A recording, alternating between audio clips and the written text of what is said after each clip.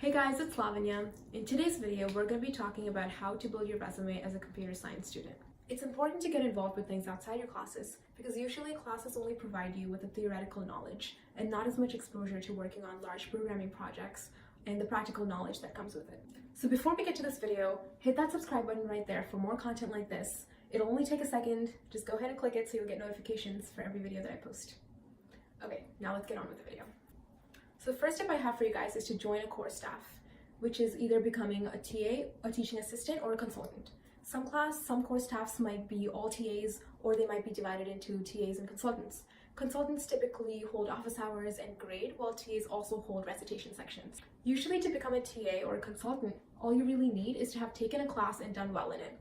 And how well you need to have done in the class really depends on the course. Typically, entry-level courses hire more TAs and consultants, and it's a little bit easier to join the core staff for these courses. Usually, professors just look at what grade you got in a course to decide whether or not to hire you as part of the core staff.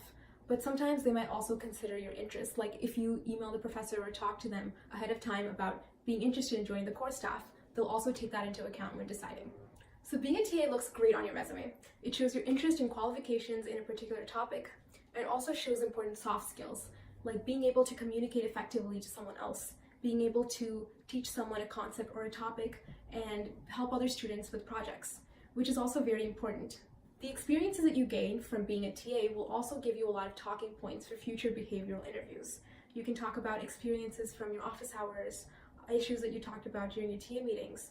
This is also a really great addition to your experience overall as a computer science student. You get to see the inner workings of a course, what really goes into making a great course overall. Not only that, this is also a great way to get to know your professor better, and a chance for the professor to get to know you better. It's a great way to show them your interest and your qualifications in a topic. This is also really helpful if you need teacher recs later, if you're applying to grad school or some other program that needs recommendations from your professor. Another really important benefit of doing this is that you get to understand the topic a lot better when you teach it than when you learned it the first time. So if there's a class that you really enjoyed, and if you have ideas on how to improve it, and if you're just really interested in the topic, or if you really like the professor, definitely consider becoming a teaching assistant for it. So the next tip I have for you guys is to get involved with research. So if you've taken a few classes and figured out an area that you're interested in, then you could either contact those professors that taught those classes, or you could just go on the faculty page of your university's website and figure out what professors work on those particular topics, or really any topic that you're interested in, and then contact them.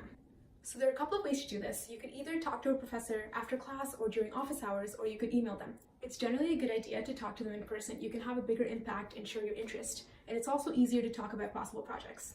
But if you can't do that, you could always email them.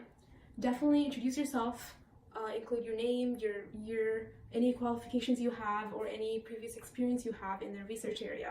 And then also tell them what you're interested in and what you would like to work on. This just sort of gives them an idea of what you're interested in so they can figure out a possible project for you to work on. It's important to be patient because professors are also very busy. They have their own deadlines, their own projects. So definitely email more than one of them, email several of them in all kinds of topics that you're interested in, because you might not always get a reply. And even if you get a reply, there might not necessarily be a spot open for you. So just like being a TA, this is also a really great addition to your overall experience as a CS student. It gives you really good exposure to what research is really like. Of course, you're just going to be a research assistant, but you also get to interact with possibly PhD students and of course the professor and see how research is usually done in universities, which is also really great because it gives you an insight into what this would be like if you went to grad school. If you're on the fence about what to do after you graduate, like industry versus academia, this is a really good way to help you make that decision as well. And of course, this also gives you that practical knowledge and experience that looks great on your resume. And it helps you dive deeper into the topics that you're interested in and gives you more experience that could help you out after graduating. So the third tip I have for you guys is to look for startups and sort of small groups and organizations around the area of your university that you could work on to gain more exposure and more experience. It's really important to just keep your eyes and ears open for possible opportunities because you should be able to find tons of opportunities just in your university. There might be a group of students working on a small startup, and of course these types of projects might be unpaid, but it's something that you're doing in the semester to get more exposure. So it's definitely worth it. This is also another reason why it's important to have a lot of connections to know a lot of other CS students, because this way you could talk to them about what opportunities are available, exchange information, and if nothing else, you could start your own side project with them. The next tip I have for you guys is to take online courses. And this could be something like learning Node.js, learning machine learning. Of course, these will be very introductory courses, but it's a good initial exposure to a particular technology that you could then develop by yourself in a side project or something else like that. You could list these special skills and technologies in its own little section, and it's another thing that looks great on your resume. So in the last 2 videos, I've covered a bunch of different suggestions for what you could add to your resume, how you gain more exposure and experience. But really, you guys go to different universities, have different interests and prior experience. So really, it's important to keep your eyes and ears open. It's important for you to go out there and find opportunities for yourself. Talk to people, join clubs, figure out those opportunities that are out there. And if you can't find enough opportunities, you could always create them for yourselves, like side projects. So do the research, take the initiative, go find those opportunities, get involved with things, and you should have a great resume. Thank you guys for watching this video. Comment down below any questions or suggestions you have. Be sure to check out other videos on my channel, including How to Build Your Resume as a CS Student Part 1. And I'll see you guys next time.